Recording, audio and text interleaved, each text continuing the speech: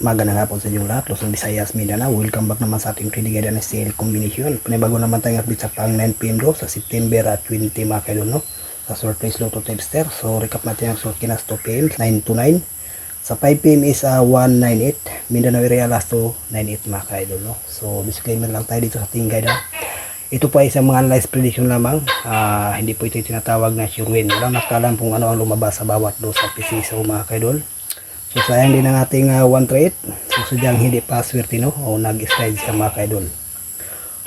So hopefully sa pang 9pm do, move on tayo mga kaidol. Sana ay makuha natin ito ang exact combination. Okay, so unang guide natin is 930. Pangalawa is 203. 931. Okay, target rumble dito sa ating free combination mga kaidol.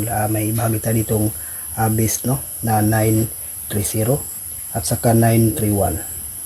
Okay, so yan lang ating guide para sa Ebling Do edition. Sana po ito ay hindi mag-slide. Good luck and hope to win. Bye bye.